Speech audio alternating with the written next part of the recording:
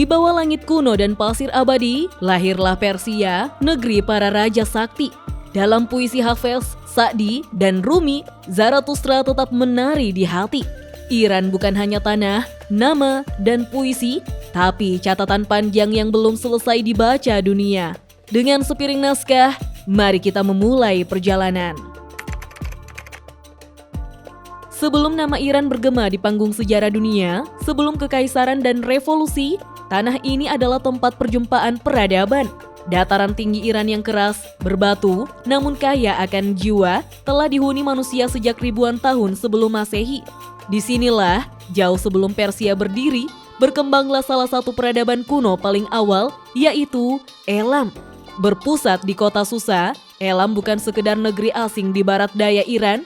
Elam adalah tetangga dan saingan Mesopotamia, negeri yang membangun arsitektur monumental, mengenal tulisan, dan menorehkan kekuasaan dalam tablet tanah liat. Mereka bukan bangsa besar dalam jumlah, tapi mereka mewariskan jejak, sebuah petunjuk bahwa Iran selalu menjadi bagian penting dalam kisah manusia.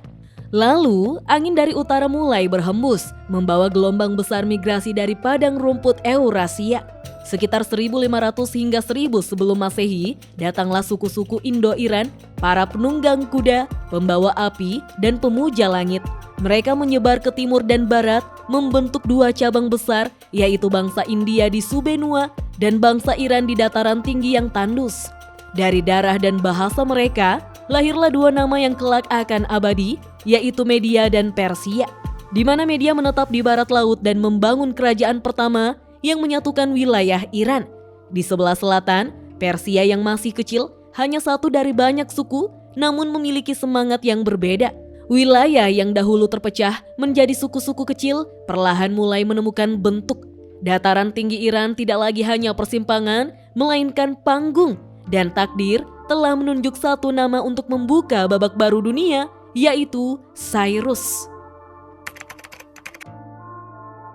Dari padang berbatu dan lembah-lembah sunyi di selatan Iran, lahirlah seorang pemuda dari suku kecil Pars bernama Cyrus, putra dari Cambyses, keturunan dinasti Achaemenid.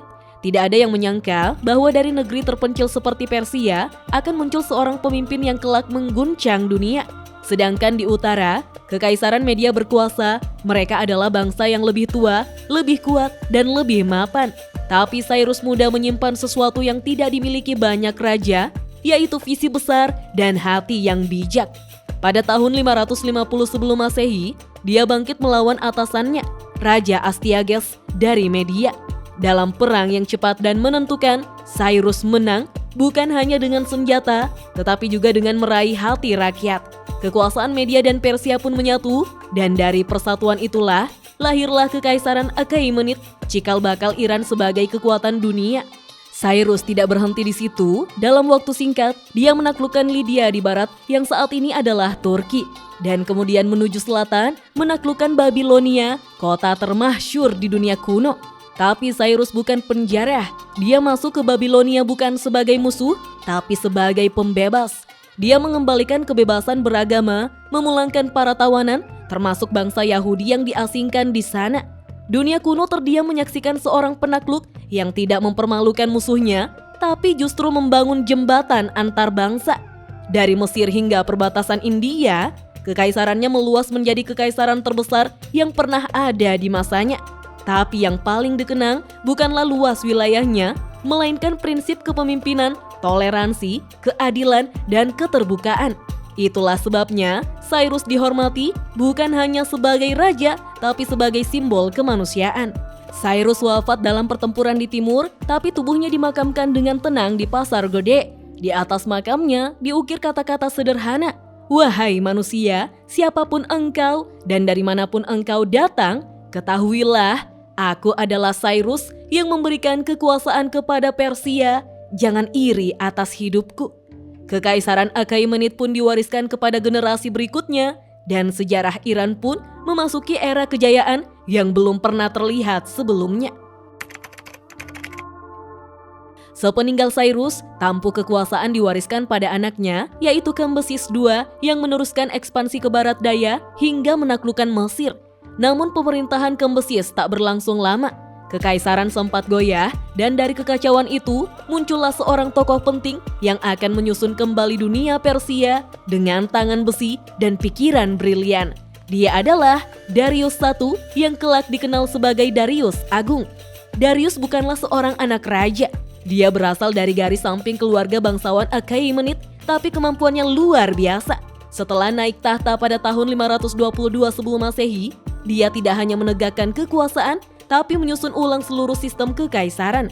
Darius membagi wilayah menjadi provinsi yang dipimpin oleh gubernur dan membentuk sistem administrasi yang tertib, efisien, dan tahan waktu. Darius juga membangun jalan kerajaan yang menghubungkan kota-kota penting, mencetak koin emas standar bernama Darik, dan membangun pusat pemerintahan baru yang megah bernama Persepolis. Di tengah padang Iran, berdiri kota istana yang tidak hanya menjadi simbol kekuasaan, tapi juga lambang persatuan dari puluhan bangsa yang hidup di bawah panji Persia. Di bawah kepemimpinan Darius, Kekaisaran Achaemenid mencapai puncak kejayaannya. Namun, tantangan datang dari arah barat. Di seberang laut Aegea, kota-kota Yunani mulai memberontak. Darius pun memutuskan untuk menaklukkan mereka. Dia memulai serangkaian perang yang kelak dikenal sebagai Perang Yunani-Persia. Namun, perang tidak selalu berpihak pada yang besar. Dalam pertempuran maraton sekitar tahun 490 sebelum Masehi, pasukan Yunani yang jauh lebih kecil berhasil mengalahkan armada Persia. Darius gagal dan tidak lama setelah itu dia wafat. Tapi, ambisi kekaisaran belum mati. Tongkat estafet diteruskan pada putranya yang bernama Xerxes I, nama yang akan dikenang baik dalam sejarah maupun mitologi. Dengan pasukan raksasa yang disebut-sebut berjumlah lebih dari 2 juta orang, Xerxes melintasi Hellespont dan menyerbu Yunani. Dia mengalahkan Sparta di Thermopylae, membakar Athena, dan nyaris menundukkan seluruh Yunani. Namun, nasib kembali berbalik. Dalam pertempuran Salamis, armada laut Persia dihancurkan. Perang menjadi bumerang dan Xerxes pun mundur. Meski begitu, Kekaisaran Persia tetap berdiri tegak. Dalam luasnya wilayah dari Sungai Nil hingga Sungai Indus, terdapat lebih dari 70 bangsa, puluhan bahasa, dan beragam keyakinan. Tapi di bawah sistem Persia, semua mendapat tempat. Bangsa penakluk ini justru dikenal sebagai pelindung budaya. Tetapi, waktu tidak pernah diam. Di balik kejayaan, benih kemunduran mulai tumbuh. Perang, perebutan kekuasaan, dan munculnya musuh baru dari barat perlahan mengguncang fondasi kekaisaran. Dan dari Makedonia, seorang pemuda mulai bersiap, seseorang yang akan mengubah arah sejarah Iran untuk selamanya. Dia adalah Alexander Agung. Di puncak kejayaannya, Kekaisaran Persia tampak abadi, luas, makmur, dan berbudaya. Namun sejarah, sebagaimana hidup, penuh kejutan. Dari barat, dari tanah kecil di utara Yunani, muncul seorang pemuda yang disebut anak dewa oleh bangsanya sendiri, yaitu Alexander putra Philip dari Makedonia. Ambisinya tidak mengenal batas. Setelah menaklukkan seluruh Yunani, dia menatap ke timur. Sasaran utamanya adalah Kekaisaran Persia yang merupakan simbol kekuatan dunia lama. Pada tahun 334 sebelum Masehi, Alexander menyeberangi Hellespont, menginjakan kaki di Asia Kecil, dan memulai serangkaian pertempuran yang akan mengubah wajah dunia. Darius III, raja terakhir Achaemenid, berusaha mempertahankan kekaisaran leluhurnya. Tapi semangat Persia tidak lagi sekuat masa Cyrus dan Darius Agung. Dalam pertempuran Issus pada tahun 333 sebelum Masehi, dan kemudian Gaugamela pada tahun 331 sebelum Masehi, pasukan Persia kalah telak. Alexander masuk ke Babilonia, Susa, dan akhirnya Persepolis, yaitu jantung spiritual dan administratif Persia. Malam itu, Persepolis terbakar.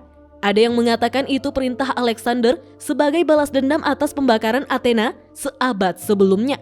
Ada pula yang percaya itu kecelakaan akibat pesta dan anggur. Namun yang jelas, simbol kekuasaan Persia runtuh dalam kobaran api. Hal ini membuat Darius III melarikan diri, dihianati, dan akhirnya dibunuh oleh bawahannya. Alexander memakamkannya secara terhormat. Dia tidak hanya menaklukkan Persia, tapi juga mewarisi mimpi-mimpinya. Dia menikahi putri bangsawan Persia, mempertahankan struktur administrasi Persia, dan bahkan menyatakan dirinya sebagai penerus sah para raja Achaemenid. Tapi Alexander bukan orang Persia, dia bangsa asing. Dan ketika dia wafat secara misterius di Babilonia pada usia 32 tahun, kekaisaran raksasa itu pecah. Para jenderalnya saling memperebutkan wilayah. Iran jatuh ke tangan Seleukos, pendiri dinasti Seleukid yang membawa pengaruh Helenistik ke jantung Persia. Namun di antara reruntuhan kekuasaan asing itu, api peradaban Persia tidak padam. Dia meredup tapi tetap menyala di balik pegunungan dan padang, menunggu saatnya kembali bersinar. Dan saat itu akan datang dari timur, dari bayang-bayang lahir kekuatan baru, yaitu bangsa Parthia. Setelah Alexander wafat, Iran berada dalam kekosongan. Kekuasaan jatuh ke tangan dinasti asing, yaitu Seleukid, keturunan jenderal-jenderal Makedonia. Mereka membawa budaya Yunani, membangun kota-kota baru, dan menyebarkan bahasa Helenistik. Tapi, di balik tatanan asing itu, jiwa Persia tidak mati. Dia hanya bersembunyi. Dari timur Persia, muncul sebuah suku penunggang kuda yang bernama Parni, yang kelak dikenal sebagai bangsa Parthia. Mereka tidak datang membawa keanggunan istana, tapi kekuatan padang dan taktik gerilya. Di bawah pemimpin mereka, Arsaces, mereka mulai menantang Seleukid wilayah demi wilayah. Dan pada abad ketiga sebelum Masehi, mereka berhasil merebut kembali jantung Iran. Lahirnya dinasti Parthia adalah kebangkitan pertama Persia setelah jatuhnya Achaemenid. Parthia membangun sistem kerajaan yang unik, gabungan tradisi Persia dan pengaruh Helenistik. Mereka bukan peniru Yunani, tapi pembentuk identitas baru. Persia yang lebih fleksibel, tapi tetap tangguh. Mereka menjadi musuh bebuyutan Kekaisaran Romawi, bertarung dalam puluhan perang di perbatasan barat, dalam salah satu pertempuran paling legendaris, yaitu Pertempuran Karrhei pada tahun 53 sebelum Masehi. Pasukan Parthia menghancurkan legiun Romawi dan membunuh jenderal mereka yang bernama Crassus. Bagi dunia, ini adalah sinyal Persia hidup kembali. Namun dinasti Parthia tidak pernah sepenuhnya stabil. Kekuasaan terdesentralisasi, bangsawan daerah terlalu kuat, dan konflik internal sering terjadi. Perlahan, daya mereka memudar. Lalu dari wilayah Fars, jantung Persia kuno, muncul seorang bangsawan yang membawa nama lama dan ambisi besar, yaitu Ardashir I. Pada tahun 224 Masehi, Ardashir mengalahkan penguasa Parthia terakhir dan mendirikan dinasti Sasanid. Dia menyatakan bahwa dirinya adalah pewaris sah Achaemenid dan memulai renaissance Persia sejati.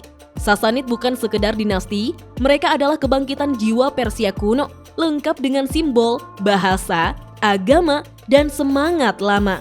Mereka menghidupkan kembali Zoroastrianisme sebagai agama negara. Mereka membangun istana, jembatan, rumah sakit, dan pusat pendidikan. Mereka menyusun hukum, mendirikan birokrasi kuat, dan menyebarkan budaya Persia hingga ke Cina dan India. Sasanid juga kembali menjadi rival utama Romawi dan kemudian Bizantium. Kedua kekaisaran bertarung selama ratusan tahun, dari Armenia hingga Mesopotamia. Tapi, sementara perang berkecamuk, Persia Sasanid menjadi pusat ilmu pengetahuan, seni, dan sastra. Di istana mereka, filsafat Yunani diterjemahkan ke Pahlavi, dan sains India diserap ke dunia Persia. Namun, sejarah berputar, dan pada abad ke-7 Masehi, dari padang pasir Arab muncul kekuatan baru lagi, yang bukan sekedar pasukan, tapi gelombang keyakinan. Dan saat bendera Islam mulai berkibar, Persia sekali lagi harus memilih bertahan atau berubah. Abad ke-7 Masehi menjadi titik balik besar dalam sejarah Persia. Dari barat daya, pasukan Arab Muslim digerakkan oleh semangat dakwah dan semangat penaklukan, menyapu wilayah Timur Tengah dengan kecepatan luar biasa. Setelah wafatnya Nabi Muhammad SAW, kekhalifahan Rashidun meneruskan ekspansi sehingga Persia yang saat itu dibawa dinasti Sasanid berada di garis depan pertemuan dua dunia. Pada tahun 636 Masehi, dalam pertempuran Qadisiyah, pasukan Muslim mengalahkan bala tentara Sasanid. Beberapa tahun kemudian, ibu kota Ktesiphon jatuh.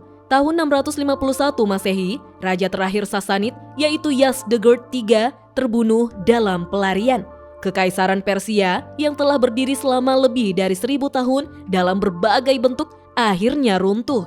Namun disinilah letak keunikan Iran. Meski ditaklukkan, dia tidak pernah benar-benar tunduk.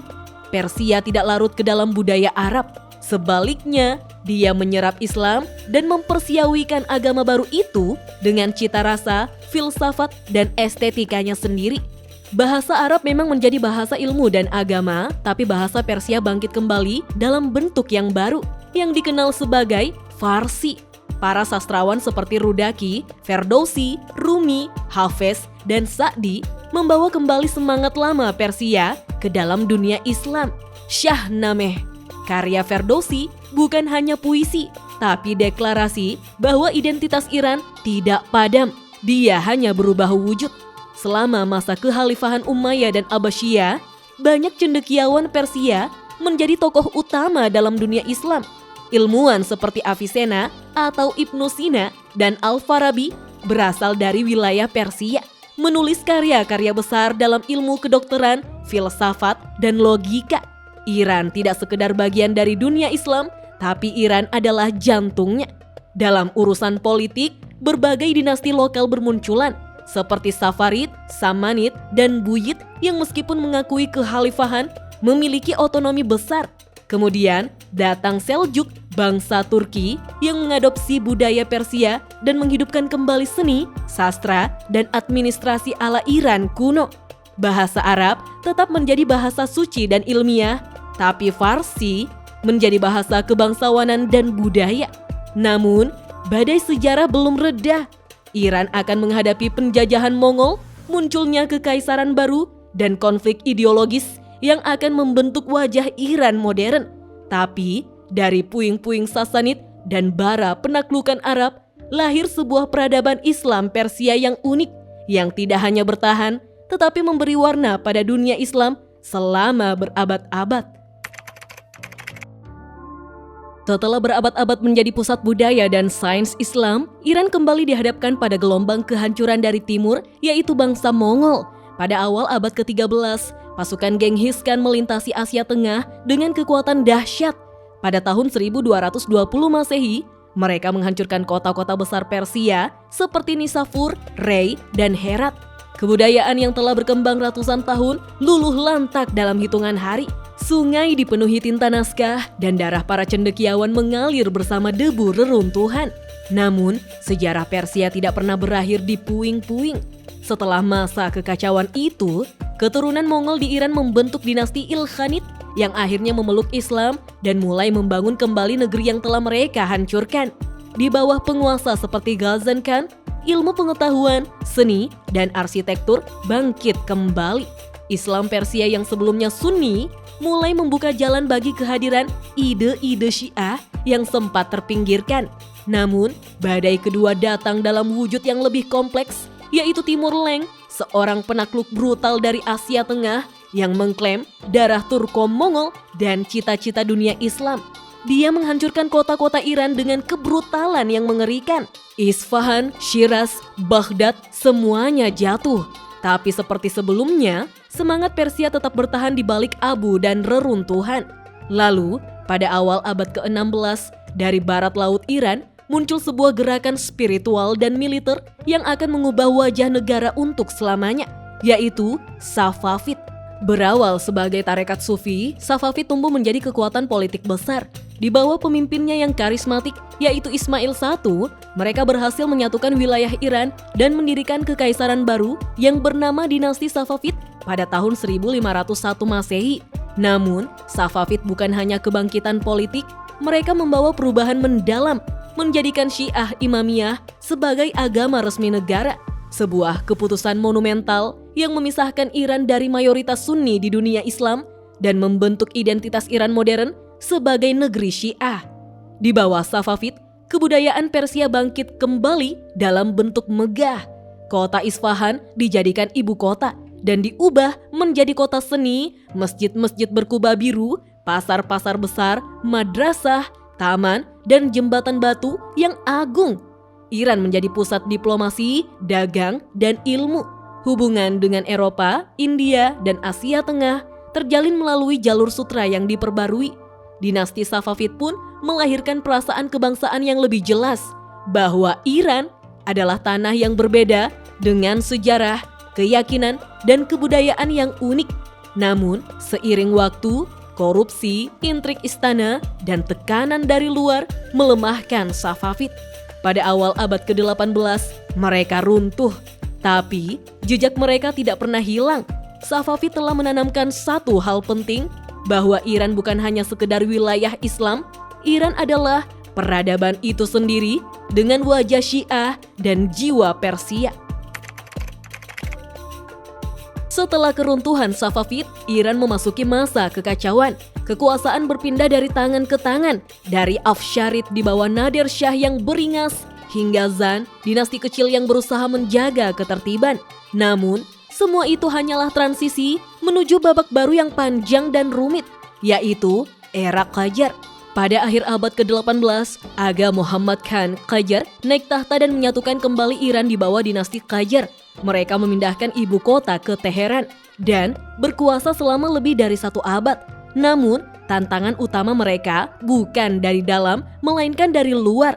Selama masa Qajar, Iran mulai merasakan tekanan dari kekuatan global, Imperium Rusia dan Britania Raya. Dalam serangkaian perjanjian yang memalukan, Iran kehilangan wilayah Kaukasus ke tangan Rusia. Sementara Inggris mengincar wilayah selatan Iran sebagai benteng pertahanan menuju India.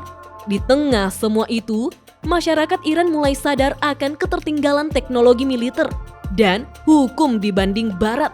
Gelombang reformasi dan konstitusionalisme pun muncul. Pada tahun 1906, Iran menyaksikan revolusi konstitusional pertama di dunia Islam, mendorong dibentuknya parlemen dan pembatasan kekuasaan raja. Tapi harapan itu terganggu oleh campur tangan asing dan lemahnya kepemimpinan Qajar. Ketika Perang Dunia I berakhir, Iran bukan hanya miskin dan kacau, tapi nyaris terpecah. Dari kekacauan itu, bangkitlah seorang perwira militer yang bernama Reza Khan. Pada tahun 1925, dia menyingkirkan dinasti Qajar dan memproklamasikan dinasti Pahlavi, menjadikan dirinya sebagai Reza Shah. Dia membawa Iran ke jalur modernisasi cepat, membangun jalan, sekolah, militer, dan sistem hukum sekuler. Namun, modernisasi ini juga datang dengan tangan besi, partai politik ditekan, kebebasan sipil dikekang, dan warisan Islam tradisional mulai tergeser. Lalu, putranya yang bernama Muhammad Reza Pahlavi meneruskan tahta pada masa penuh gejolak. Dia dikenal sebagai Syah Iran dan mendapat dukungan besar dari Barat, terutama Amerika Serikat.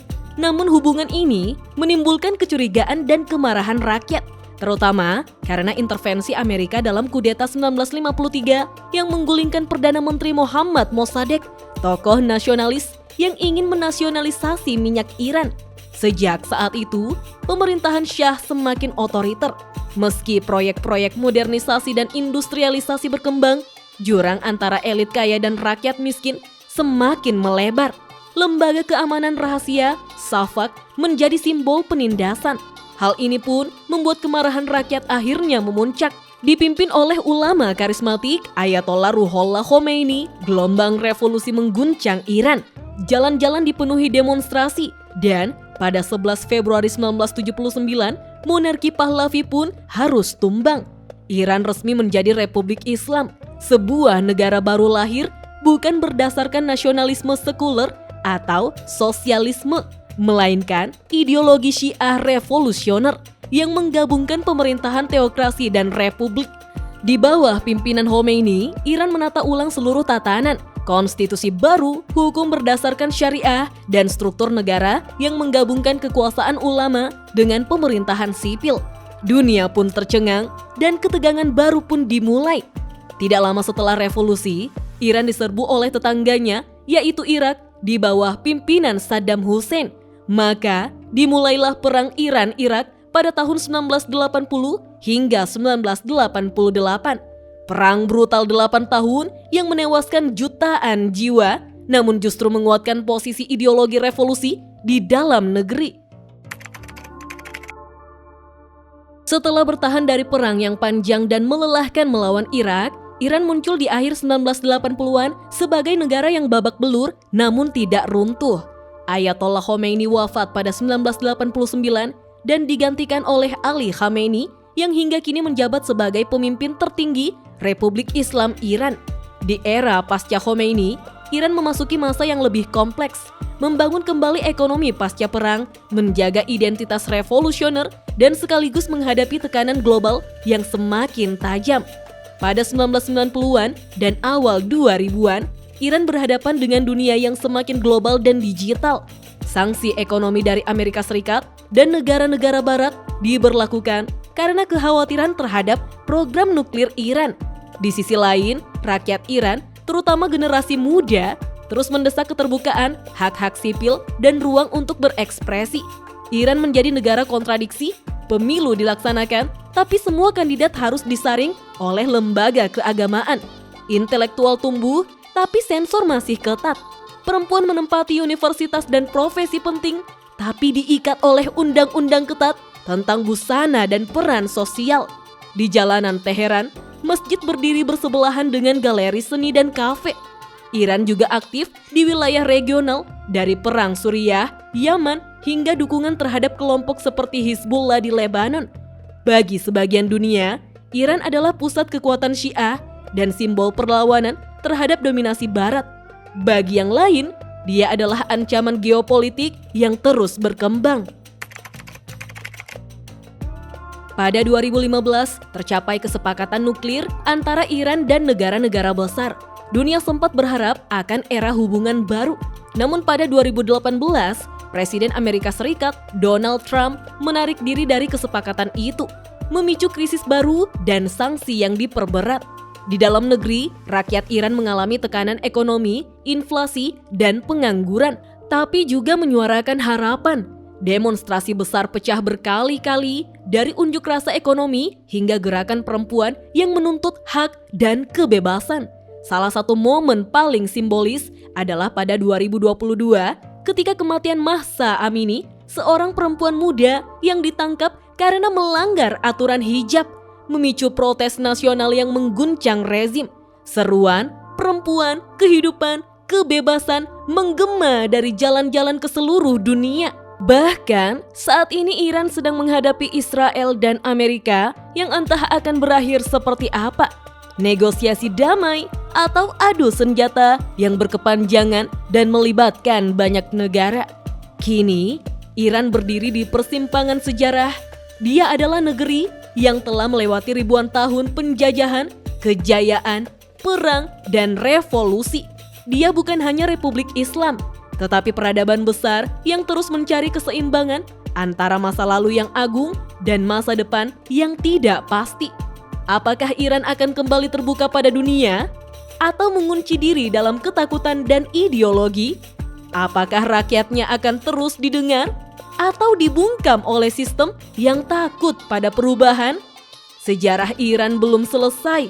Dia bukan bab yang ditutup, tapi kalimat yang terus ditulis oleh rakyatnya sendiri yang mewarisi kekuatan dari Cyrus, kebijaksanaan dari Rumi, dan keberanian dari generasi masa kini. Dan selama puisi masih dibaca, doa masih dilantunkan, serta mimpi masih diucapkan di tanah Persia, Iran akan terus hidup bukan hanya sebagai negara, tapi sebagai jiwa dari peradaban manusia.